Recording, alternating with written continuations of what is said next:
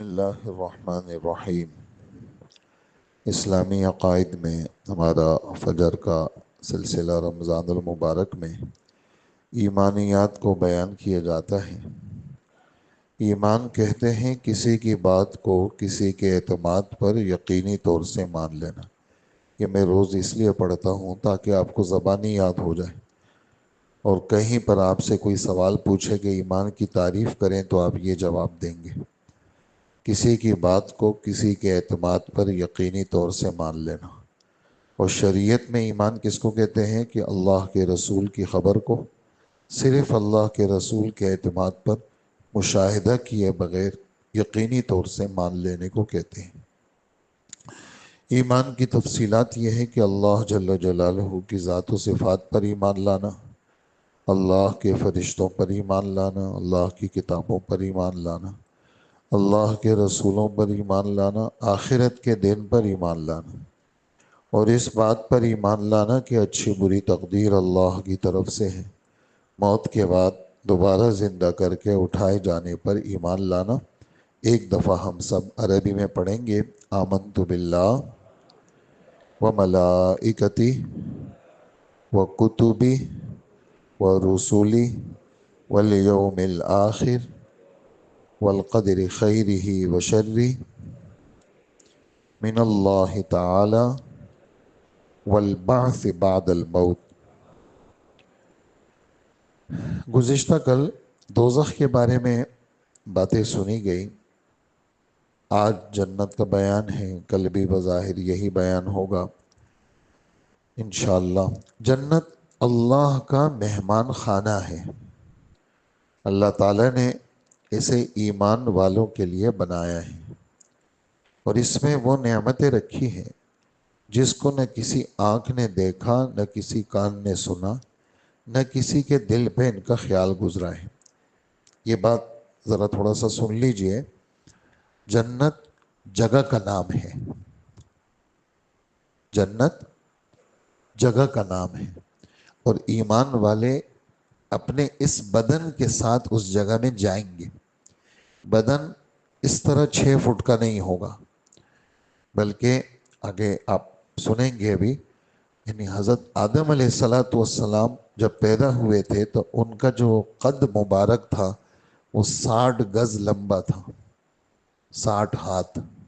جو چھوٹا گز ہوتا ہے، ایک تو میٹر بڑا ہوتا ہے، گز ذرا چھوٹا ہوتا ہے، تو اس بدن کے ساتھ جنت میں جائیں گے۔ تو جنت جگہ کا نام ہے، اور انسان اپنے بدن کے ساتھ جنت میں جائے گا۔ میں کسی وجہ سے یہ جملے کہہ رہا ہوں، آپ کو بتانے لگا ہوں میں، اس بدن کے ساتھ جنت میں جائے گا۔ جنت تیار ہو چکی ہے، اور دوزخ بھی تیار ہو چکی ہے۔ دلیل کیا ہے؟ اعدت للمتقین اعدت للکافرین۔ اعد یعد اعدادا، تیار کرنا، اعدت تیار ہو چکی ہے پرہیزگاروں کے لیے، ایمان والوں کے لیے۔ اعدت للکافرین، دوزخ تیار ہو گئی ہے کافروں کے لیے، بنے گی نہیں، بن چکی ہے، اللہ نے اس کو بنا دیا ہے۔ اور حضرت جبرائیل اپنے بڑے بدن کے ساتھ اس میں پھر چکے ہیں، اور ان کو کنارہ نہیں ملا، اور سب چیزیں حضرت جبرائیل دیکھ چکے ہیں۔ کہ میں اس لیے کہہ رہا ہوں، یہ ساری بات میں نے کسی وجہ سے بتائی کہ کچھ لوگوں نے اپنی کتابوں میں لکھا ہے، جو اپنے آپ کو مسلمان کی طرف نسبت کرتے ہیں کہ ہم مسلمان ہیں اور ہم مفسر ہیں اور ہم ایسے ہیں، وہ کہتے ہیں جنت جگہ کا نام نہیں ہے، وہ جنت بعد میں بنے گی، اول تو جگہ ہے ہی نہیں۔ جنت کیا ہے؟ کہاں بس خوشی کا احساس جنت ہے، اور غم کا احساس دوزخ ہے۔ خوشی کو محسوس کرنا، فیل کرنا، محسوس کرنا، بس یہ جنت ہے، اور غم اور بے قراری اور گھٹن کو محسوس کرنا یہ دوزخ ہے۔ تو یہ سراسر قرآن اور حدیث اور اللہ کے رسول کی تعبیرات کے خلاف ہے۔ اور جو آدمی اس کو نہیں مانتا اس طرح، وہ قرآن کی ان سب آیتوں کا منکر ہے۔ اس لیے کہ جنت، میں نے عرض کیا، جنت جگہ کا نام ہے اور بن چکی ہے۔ ہاں انسان، ہم آپ جو عمل کریں گے تو جنت میں اضافہ ہوگا۔ مثال کے طور پر 12 رکعتیں سنتیں، فجر 2، ظہر کی 6، مغرب کی 2، عشاء کی 2، موقدہ، ضروری، اس کی چھوٹ نہیں ہے۔ تو جو پڑھے گا جنت میں محل بنے گا، جنت میں محل بنے گا۔ ہمارے نبی فرماتے ہیں، میری ملاقات ہوئی حضرت ابراہیم علیہ السلام کے ساتھ معراج کی رات میں، اور انہوں نے امت کو سلام بھیجا، تو ہم کیا کہیں گے؟ وعلیک وعلیہ السلام۔ کیا کہیں گے؟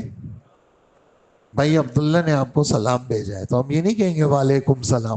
وعلیکم سلام تو ہم سامنے والے کو کہہ رہے نہیں، عبداللہ نے سلام بھیجا ہے تو ہم سامنے والے کو کہیں گے وعلیک، آپ پر بھی، وعلیہ السلام، ان پر بھی سلام ہو۔ تو حضرت ابراہیم علیہ السلام نے سلام بھیجا ہے تو امت کے ذمے جواب دینا، اور فرمایا اپنی امت کو یہ کہہ دینا کہ جنت کیا ہے، اس کا پانی بھی بہت اچھا ہے، مٹی بھی بڑی اچھی ہے، لیکن جو چیزیں بنیں گی وہ تمہارے عمل سے بنیں گی۔ سبحان اللہ غرس فی الجنہ، الحمدللہ غرس فی الجنہ، ولا الہ الا اللہ غرسن، غرسن مانے غرسن مانے درخت کا گاڑا جانا، درخت ہے، سبحان اللہ درخت ہے۔ اور کیسا درخت ہے؟ یہاں تو درخت جناب بیج ڈال دیا، اب پیدا ہوگا، پھر بڑا ہوگا، پھر فرمایا بس تم نے سبحان اللہ کہا، جنت میں ایک درخت لگا، اور کیسا لگا کہ اس کا جو سایہ ہے وہ اتنا بڑا ہے کہ 100 سال تک عربی نسل کا گھوڑا اس کے نیچے دوڑ لگائے، اس کا سایہ ختم نہیں ہوگا۔ یار کیسا درخت ہوگا یار! تو اب یہ جتنی باتیں ابھی آپ سنیں گے، مولانا یوسف صاحب رحمۃ اللہ علیہ جو تبلیغی جماعت کے بزرگ اور بڑے گزرے ہیں، وہ فرمایا کرتے تھے کہ اس طرح آخرت کی کوئی بھی بات سنو تو ایک تو اپنے دل پہ چوٹ مارا کرو، یا اللہ یہ حق ہے اور سچ ہے۔ کیوں؟ آپ کہیں گے کیوں؟ جواب، اس لیے کہ فتنے کا زمانہ ہے، اور مذہب کے اس طرح کی چیزوں کے بارے میں شیطان وسوسے ڈالتے، یار یہ کیسی بات ہوگی، اتنا بڑا درخت عقل میں ہی نہیں آتا۔ تو یہاں پر یہ بات سمجھے کہ ادھر اس عقل کو پیچھے پھینکنا ہے اور نقل کو آگے رکھنا ہے۔ یہاں سے نہیں سوچنا کیسے ہوگا، بلکہ آپ اللہ کا فرمان اور رسول کا فرمان، بس وہ آگے ہے، وہ موت کے بعد پتہ چل جائے گا۔ جیسے ایمان والے کی قبر اتنی کھل جاتی ہے کہ منتہائے نظر تک، نظر کہاں تک جا رہی ہے؟ یار میری نظر تو یہ 4 مینار سے بھی آگے جا رہی ہے، او کچھی مہمن پارک پہ جا کے لگ رہی ہے، اگر یہ سب چیزیں ختم کر دیں بیچ میں سے، یہاں تک جا رہی ہے۔ تو قبر اتنی بڑی ہو جائے گی، یار یہ دماغ تسلیم نہیں کرتا، یہ کیسے بڑی ہو جائے گی؟ اتنا سا تو قبرستان ہے۔ جی ہاں، یہاں پتہ نہیں چلے گا، موت کے بعد پتہ چلے گا۔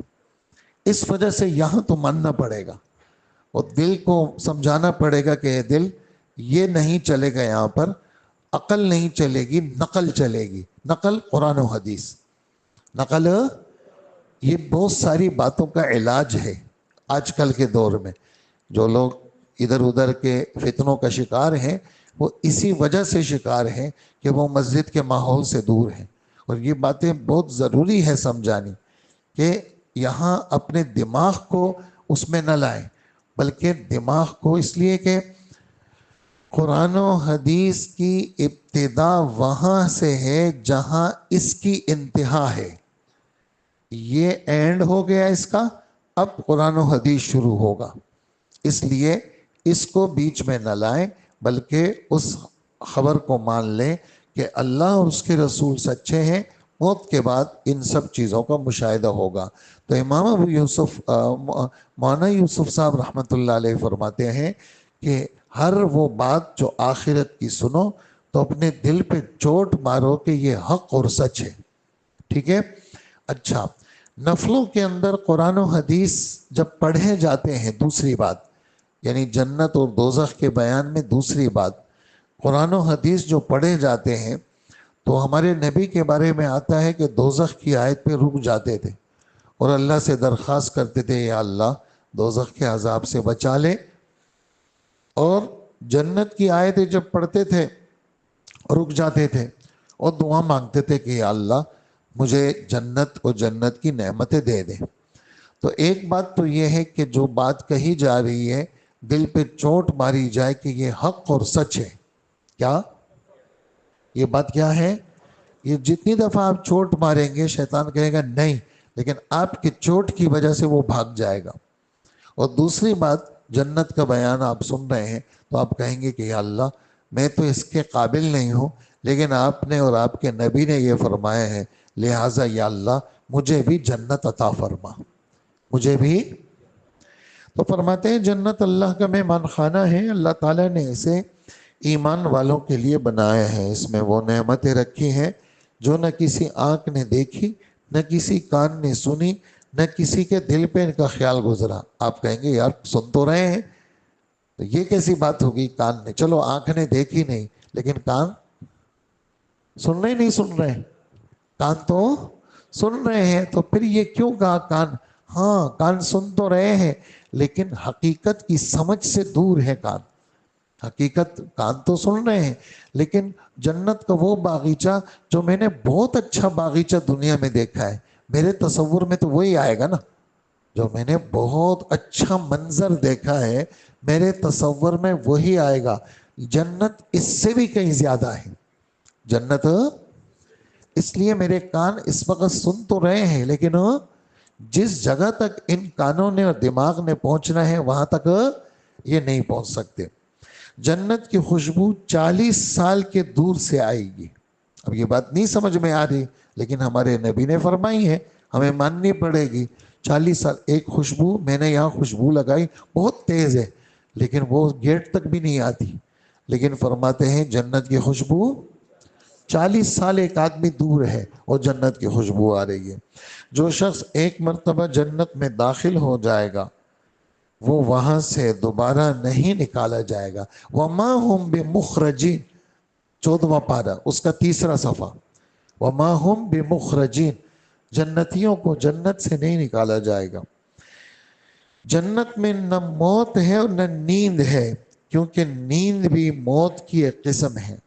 جنت کے 8 دروازے ہیں، ان میں سے ایک دروازہ خصوصی طور پر نمازیوں کے لیے، ایک مجاہدین کے لیے، ایک صدقے والوں کے لیے، ایک روزے داروں کے لیے۔ یہ سب ہمارے نبی کی باتیں ہیں، بخاری شریف سے نقل کی جا رہی ہے۔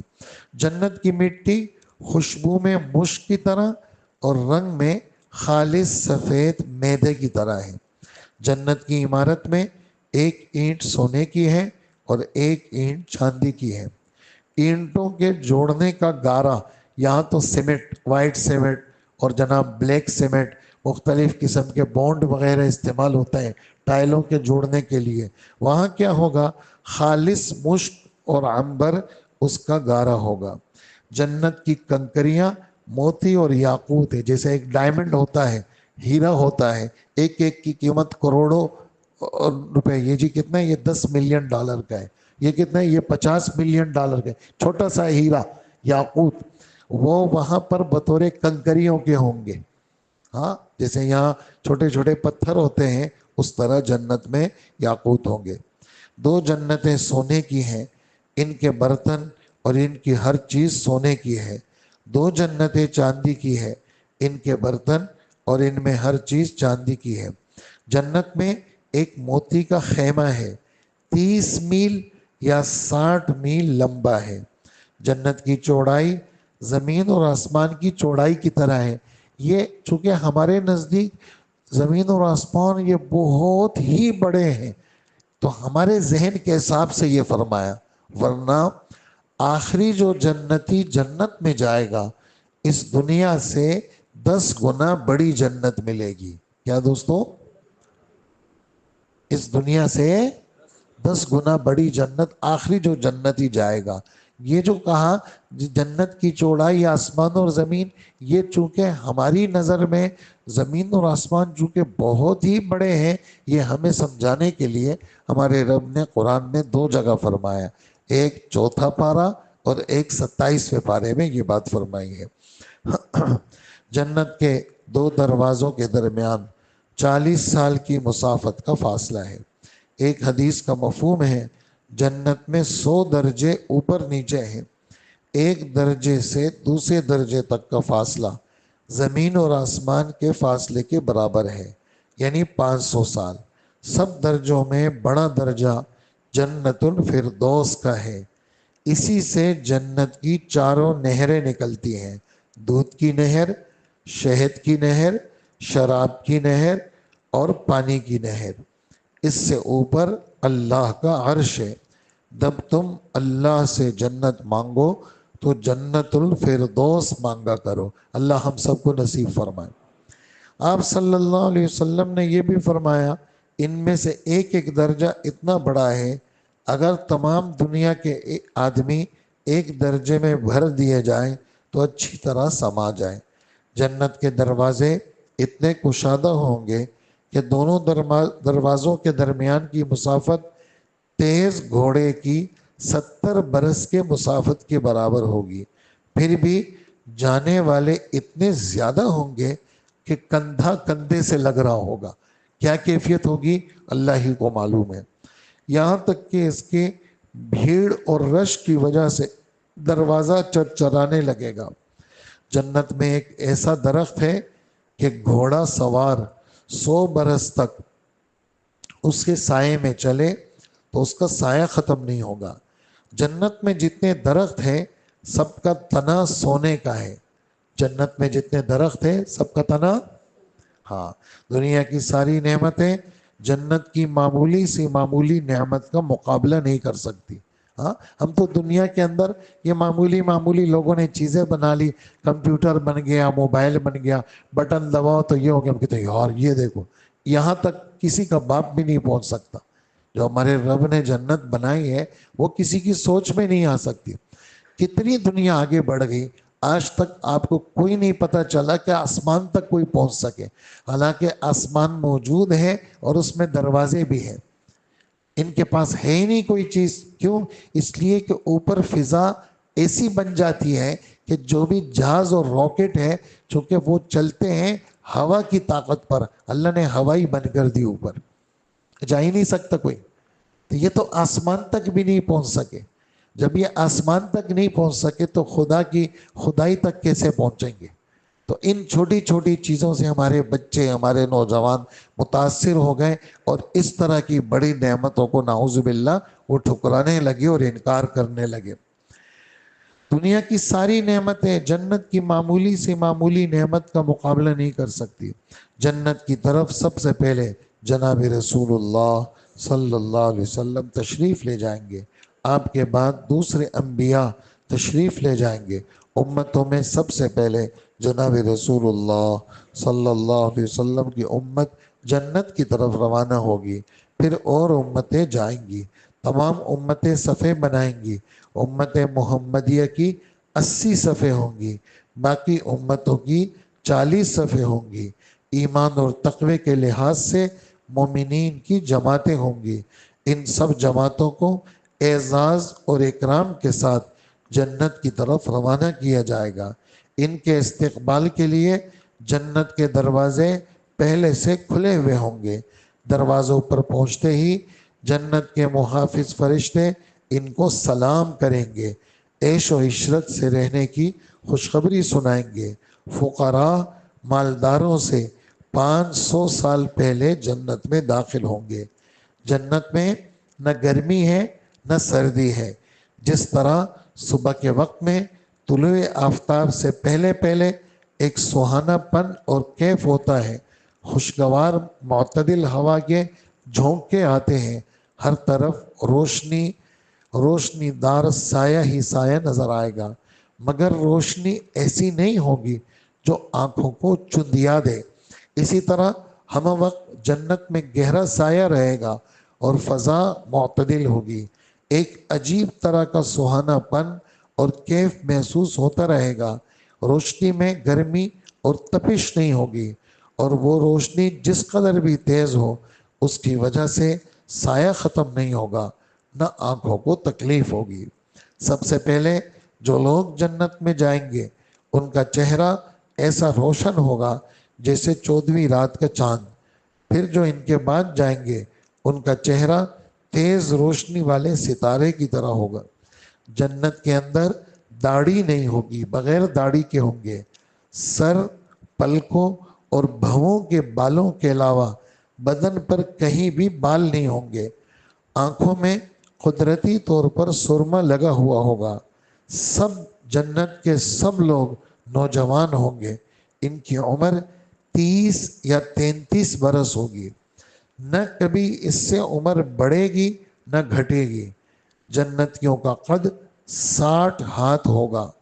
آپس میں کوئی اختلاف نہیں ہوگا اور بغض نہیں ہوگا۔ دل لگی اور خوشطبی کے طور پر آپس میں جام شراب کی چھینا جھپٹی کریں گے، ایک دوسرے کو سلام کریں گے۔ کوئی فحش بات، کوئی گناہ کی بات جنت کے اندر سننے میں نہیں آئے گی۔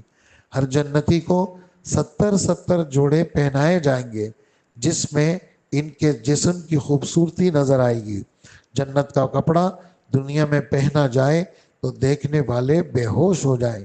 موٹے اور باریک ریشم کے سبز کپڑے جنت میں پیش کیے جائیں گے۔ یہ سب باتیں قرآن کی آیتوں میں ہیں۔